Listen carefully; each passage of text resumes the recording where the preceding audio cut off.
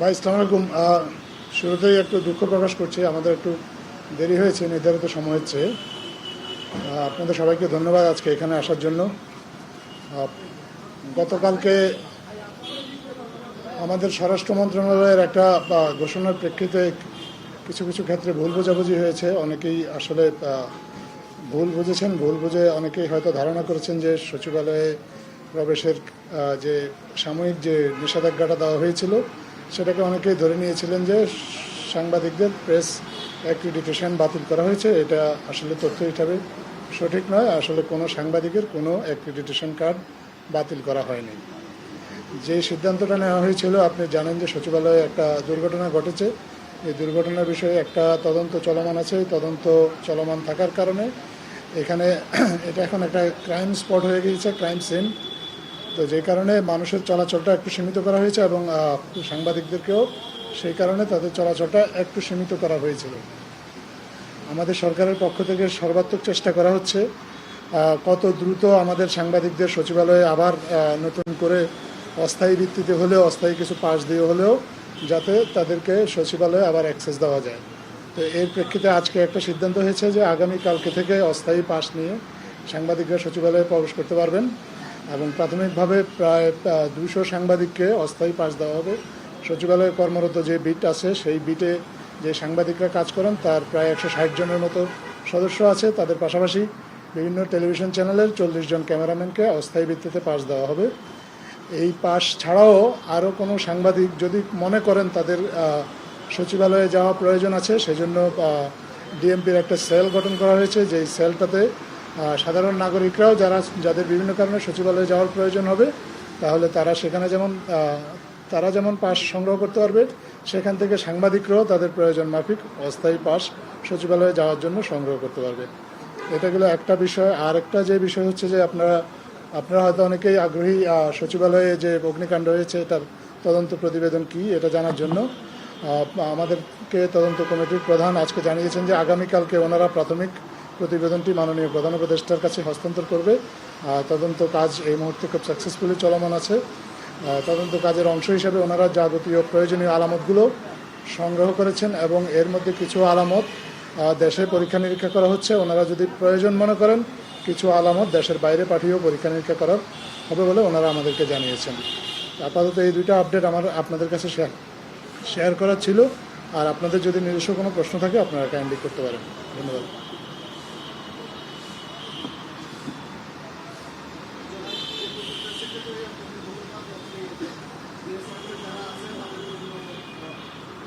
ব্যবস্থা করেছেন, কিন্তু আপনারা যে প্রক্রিয়ায় বাতিল করবো, কারণ আপনি যদি ঘোষণাটা করেন বা বিজ্ঞপ্তিটা করেন, এটা নিয়ে কিন্তু আমরা সবাই আনন্দিত হয়ে রয়েছি। কিন্তু আপনাদের সাথে গতদিনের যে ডেভেলপমেন্ট বা ইসরায়েলের সাথে যে আলোচনা, সেটা থেকে আমরা আশ্বস্ত হয়েছি। কিন্তু আপনারা বলছেন যে নিরাপত্তার স্বার্থে, সেক্ষেত্রে এভাবে কোনো বিজ্ঞপ্তি জারি না করে বিকল্প উপায় আপনার কাছে প্রেস মিট থেকে বললে হতো, সেটা সম্ভব হতো। এই যে আপনারা বলে এখানে কিন্তু সামাজিক যোগাযোগ মাধ্যমে নানাভাবে কথা হচ্ছে এবং আপনার একটি বক্তব্য ভালো বলবান, আমি নিজে এটা সাপোর্ট করি। আপনি বলেছেন যে এটা দালালের সাম্রাজ্যে পরিণত হয়েছিল, এই ধরনের একটা কমি। নিঃসন্দেহে আমি মনে করি যে যারা প্রকৃত সাংবাদিক তারাই যেন পর্যায়ক্রমে সেটা পায়, আপনারা সেই ব্যবস্থা নেবেন। কিন্তু আপনারা যে প্রক্রিয়ায় এটা হঠাৎ করে বন্ধ করে দিলেন বা বিজ্ঞপ্তিটা জারি করে দিলেন, আপনার বিজ্ঞপ্তিটা রয়েছেন এখানে সঠিকভাবে সমাধান করা, এটা সিদ্ধান্তটা আপনারা সঠিক নিয়েছিলেন কিনা সেটা একটু বলবেন। আর এটা আগামীকালের যে তদন্ত প্রতিবেদন, সেই প্রতিবেদনের কোনো রেকর্ড আপনি বলেন যে দেশের বাইরেও আলামত পরীক্ষার জন্য পাঠানো হতে পারে, এমন কিছু আপনারা পেয়েছেন সেখানে বিদেশে পাঠানোর প্রয়োজন হতে পারে, বা আমি সেদিন জানতে চেয়েছিলাম যে নামকরণের কোনো ব্যবহার করা হয়েছে, এই দুটি প্রশ্নের উত্তর দিলেন। ধন্যবাদ। প্রথম কথা হলো যে কোনো অবস্থাতেই এটা বোঝার কোনো অবকাশ নাই যে অ্যাক্রিডিটেশন কার্ড বাতিল করা হয়েছে। স্বরাষ্ট্র মন্ত্রণালয় থেকে যে বিজ্ঞপ্তিটি জারি করা হয়েছে সেখানেও সেই ভাষাটাও যদি আপনি পরিষ্কারভাবে একটু মনোযোগ দিয়ে লক্ষ্য করেন তাহলে সেখানে লেখা কোনোভাবেই বলা হয়নি যে অ্যাক্রিডিটেশন কার্ড বাতিল হয়েছে। কেউ যদি এটা ধরে নেয় যে অ্যাক্রিডিটেশন কার্ড বাতিল হয়েছে সেটা তার নিজস্ব অজ্ঞতাই আমি বলবো। আর আপনি যেটা বললেন যে এটা সঠিক হয়েছে কিনা, আমরা মনে করি যে সচিবালয় এই মুহূর্তে অন্তত সচিবালয় একটা ক্রাইম সিন, এবং এই ক্রাইম সিনটা প্রোটেক্ট করতে হবে, এবং তদন্তটা সরকার সর্বোচ্চ গুরুত্ব দিয়ে এই তদন্তটা চালাচ্ছে।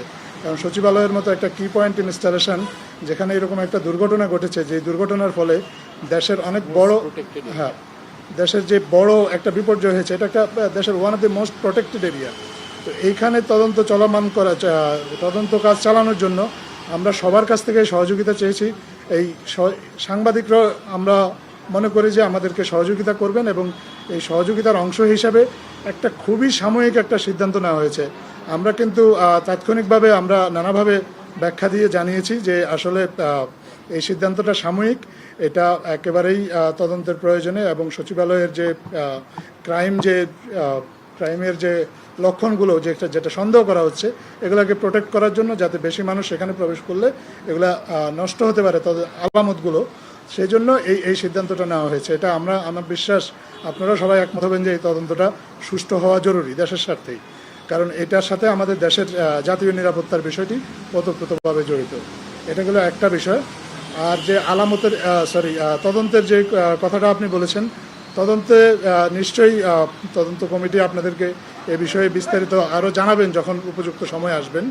আপাতত এটুকু ওনারা আমাদেরকে জানিয়েছেন যে ওনারা আলামতগুলো সংগ্রহ করেছেন, এর মধ্যে কিছু কিছু আলামত ওনারা প্রয়োজন মনে করছেন যে একেবারে সঠিক ফলাফলটা পাওয়ার জন্য বাংলাদেশের বাইরে থেকে এই আলামতগুলো যদি পরীক্ষা নিরীক্ষা করা হয়, তাহলে এই বিষয়ে নিঃসন্দেহ হওয়াটা ওনাদের জন্য সহজতর হবে।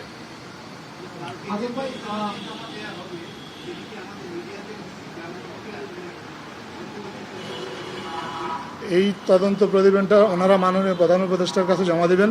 মাননীয় প্রধান উপদেষ্টাই সিদ্ধান্ত নেবেন যে আসলে এই তদন্ত প্রতিবেদন নিয়ে পরবর্তীতে উনি কী করবেন।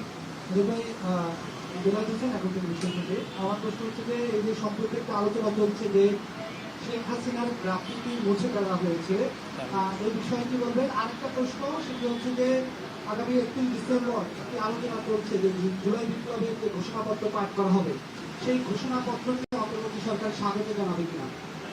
ধন্যবাদ। শেখ হাসিনার গ্রাফিতি মুছে ফেলার বিষয়টি একটা ভুল বোঝাবুঝি থেকে হয়েছে। আমাদেরকে ঢাকা বিশ্ববিদ্যালয়ের কর্তৃপক্ষ জানিয়েছেন যে ওনারা এই গ্রাফিতিটা আবার নতুন করে করবেন, এবং ঢাকা বিশ্ববিদ্যালয়ের কর্তৃপক্ষ ওনারা একটা সিদ্ধান্ত নিয়েছেন। বিশ্ববিদ্যালয়ে আইন বলে ওনারা এই জুলাই বিপ্লবের যে স্মৃতি স্মারকগুলো ঢাকা বিশ্ববিদ্যালয়ের ক্যাম্পাসে রয়েছে, এর মধ্যে গ্রাফিতিও রয়েছে, এগুলো ওনারা বিশ্ববিদ্যালয় কর্তৃপক্ষ নিজ দায়িত্বে ভবিষ্যতে সংরক্ষণ করবেন। আর ওইটাকে একটা স্মৃতিস্তম্ভ হিসাবে ঘোষণা করা হবে, আর ওইটাকে ঘৃণাস্তম্ভ হিসাবে ঘোষণা করা হবে। আর 31শে জুলাইয়ের যে কথা আপনি বলেছেন, যে এটা আসলে যারা এই ঘোষণাটা দিবেন ওনারাই ভালো বলতে পারবেন আসলে ওনারা কি ঘোষণা দিবেন, এ বিষয়ে সরকার আসলে তেমন অবগত নয়।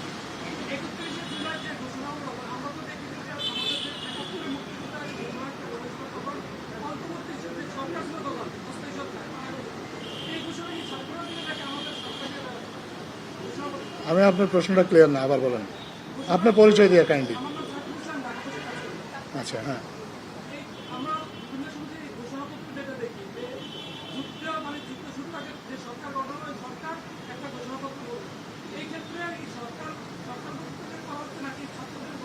এটা যুদ্ধের ঘোষণা না কি ঘোষণা, এটা তো আমরা এখনো জানি না। ছাত্ররা যখন ঘোষণা দেবে তখন আমরা দেখবো ওনারা কি ঘোষণা দিয়েছেন। এই ঘোষণার সাথে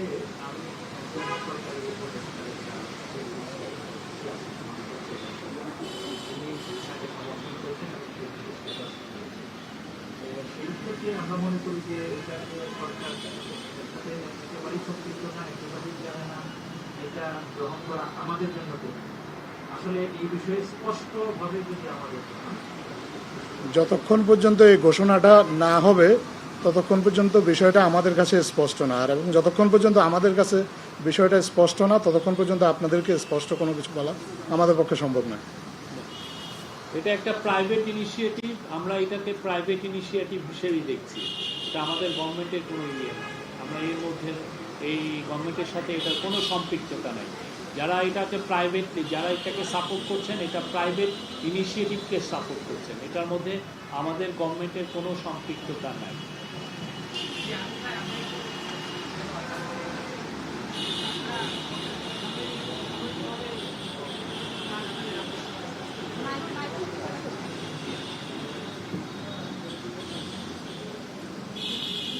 আপাতত অস্থায়ীভাবে বিকল্পভাবে সচিবালয়ে যেতে পারবো, সাংবাদিকরা বলছেন, কিন্তু এটা আমরা কবে আমাদের পরবর্তীতে স্থায়ী কার্ডগুলি চালু হবে এবং আমরা কি আগের কার্ডগুলি ব্যবহার করবো নাকি নতুন আমাদের কার্ড দেওয়ার ব্যবস্থা হবে? আরেকটা বিষয় হলো যে আপনারা যেটি বলছেন যেটা দালালের হাট বাজার, আসলে কিন্তু মানে গত মানে যে দীর্ঘ কয়েক বছরে অনলাইন নিবন্ধন দেওয়ার নামে বিপুল পরিমাণ মানে বই ফর অনলাইনকে নিবন্ধন দিয়ে অ্যাক্রেডিটেশন কার্ড ইস্যু করা হয়েছে।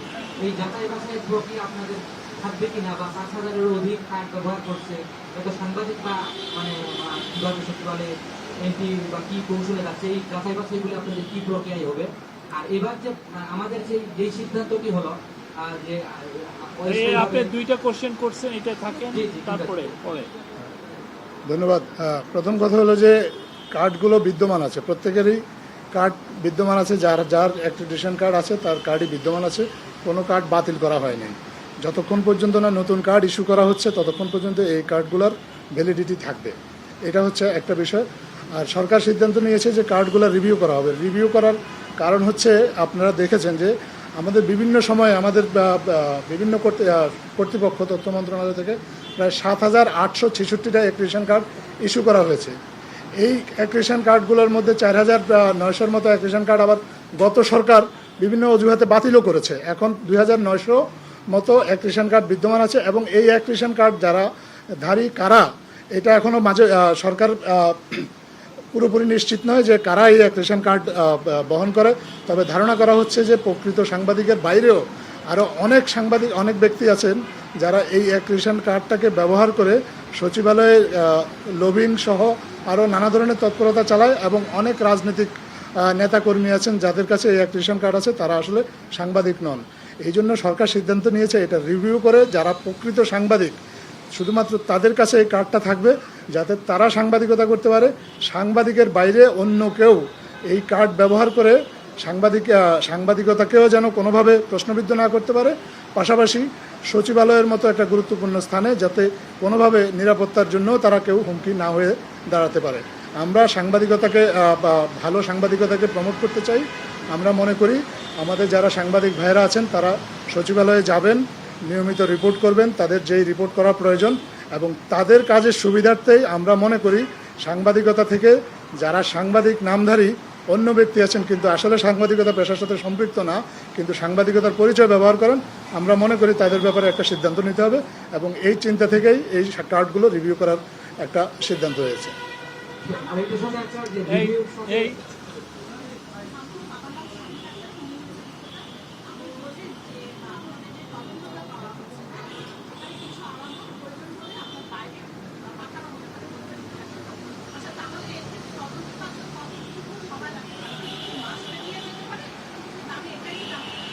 ধন্যবাদ।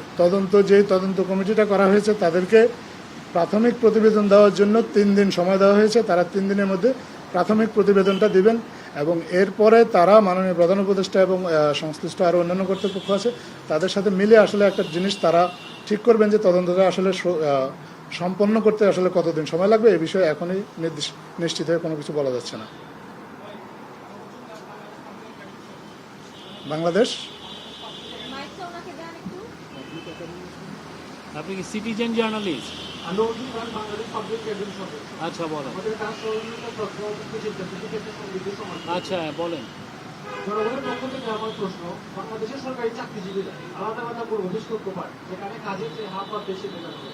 উন্নত দেশগুলিতে এরকম সুসজ্জিত আলাদা কক্ষ ব্যবস্থা নেই। বড় হলরুমে সবাই একসাথে বসে সেবা গ্রহীতারা আসেন, সরকারি সেবা দাতারা নিজ নিজ ডেস্ক থেকে সেবা দেন। বাংলাদেশের সরকার অফিসগুলিতে এই ব্যবস্থা চালু হবে। ধন্যবাদ আপনার পরামর্শের জন্য। এটা সরকার উপযুক্ত কর্তৃপক্ষকে জানিয়ে দেওয়া হবে।